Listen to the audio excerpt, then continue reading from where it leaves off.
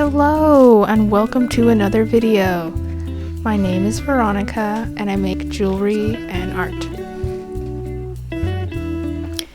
In today's video, I want to show you how I made these greeting cards and how I used repetition to spark creativity.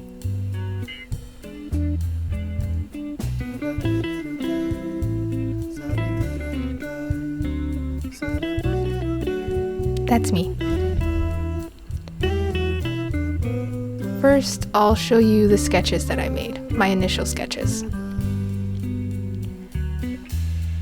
I had an idea to make landscapes out of collaged paper. I wanted there to be different textures, so I experimented with different types of paper. In these first sketches, I used craft paper and drawing paper painted with acrylic paint. And then I used acrylic marker for the line work.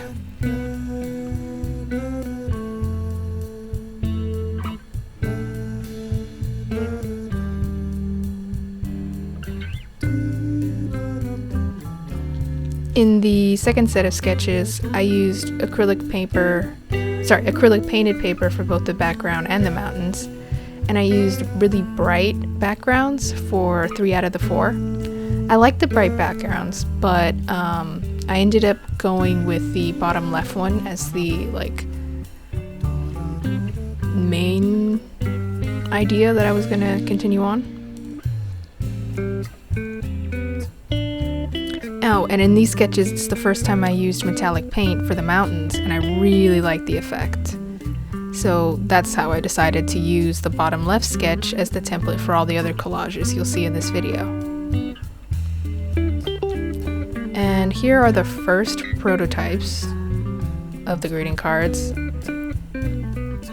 or landscapes, I guess. In these prototypes, I used metallic painted paper that shifted from gold to silver to make the mountains, and I later settled on the mountains having one main metallic shade,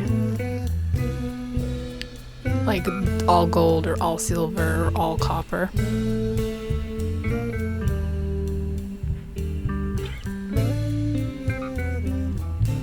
What I really liked though was the effect of these different textures layered over one another. I thought that was really cool.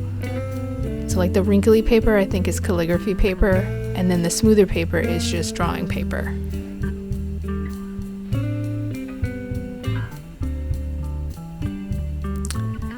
After this I started, I just wanted to show you this cute little card idea I had. Just because! I sent you a card just because!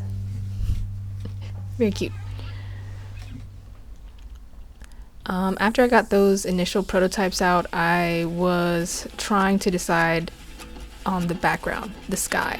In the prototypes it's a matte blue, but I wanted it to be glittery. I wanted it to have sparkles as well, and those sparkles were meant to represent the night sky. So here I'm just trying out different types of shimmer. We've got a copper, a pearl, a brown, I think. But I ended up going with the silver watercolor mixed with acrylic paint.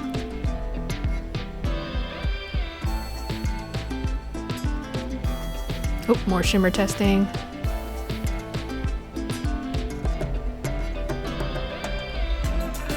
And one more prototype, a different color combo, dusky purple with this pale champagne kind of gold.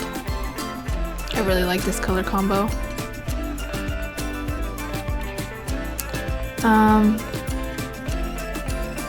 I used to be intimidated by the idea of repetition when it comes to drawing and art especially. I hear it all the time. In order to get better at drawing or any skill, you have to do it over and over again. Practice makes perfect after all. I agree, but the idea of, say, drawing 100 heads in the 100 heads challenge seemed a little too daunting for me. Or boring, maybe?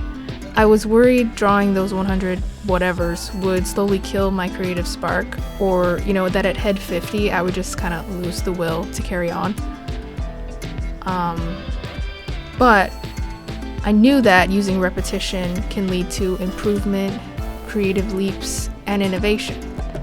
But for me, the critical factor was finding the right type of repetition. I think I found it. While creating these cards, I made the same basic image over and over again. A moonlit mountain scene with metallic mountains and a glittery sky. That's a pretty basic composition, moonlit mountains. But I ended up making like 40 of them, easily. I could make 40 more. Within that small template of making a moonlit mountain scene with the moon in the sky, obviously moonlit, within that framework, I did give myself a lot of room for creativity. So I'm using different types of painted paper, calligraphy paper. I think there's like envelope paper. That's that pale gold you got right there that you see. I used watercolor paper and drawing paper painted with acrylic paint. And all these different papers give each mountain strip a different texture and a different thickness of paint. And then the backgrounds are changing. So I've got this dark blue, but before you saw that dusky purple. So we got different backgrounds, and then the moon material. In this series, the moon is like a pearly moon color, but in the others, it was the same color as the mountains. And I used 3 different metallic paints, gold, silver, and copper.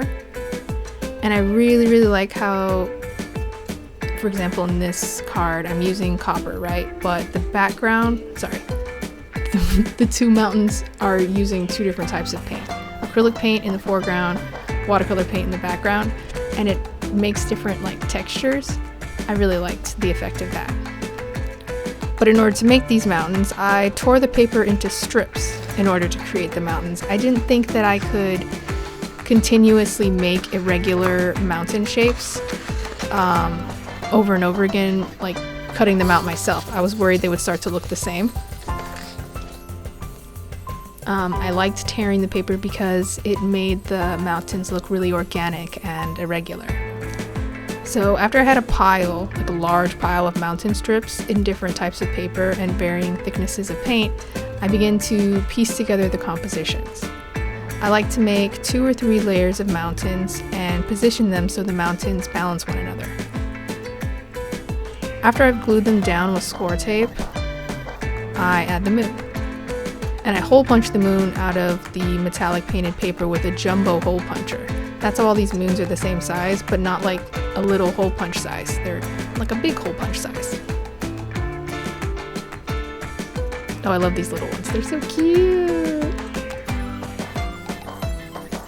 Aww. What would you say with a tiny card like that?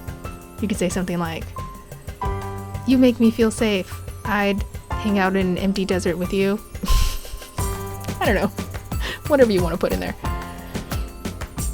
So after making about 40 of these little collages, I really streamlined and refined my process. And doing this little project, this like super repetitive process, really helped me learn about my process, what works best for me. I learned that score tape.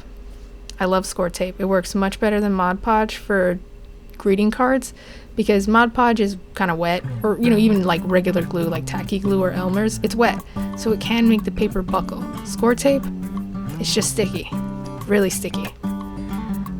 What else did I learn? I learned that the cotton watercolor paper that I use in the background for half the cards held the glitter better than the Strathmore watercolor paper. That doesn't mean anything to any of you, but it meant a lot to me. Learning these things about my process will help me with future projects. And I believe that practicing repetition can help you refine your process, whatever it is, as well. Obviously, this is a very obvious lesson, but I don't know, I felt like I learned a lot about myself more so than my art, if that makes sense. You can use repetition to your advantage as well. Set up your own creativity experiment by creating a template like mine and then changing certain variables. And then just keep churning out work. Some of them are going to suck, some of them are going to rock. And that's going to be pretty good. Oh my god, look at my face when I'm taking these pictures. I didn't know I looked like that. Anyway, you can just watch the rest of this, I guess, montage of me taking photos for Etsy. Now that is a repetitive process. So repetitive, but it's gotta be done. And I hope you create your own project and learn something about your own process. Happy creating.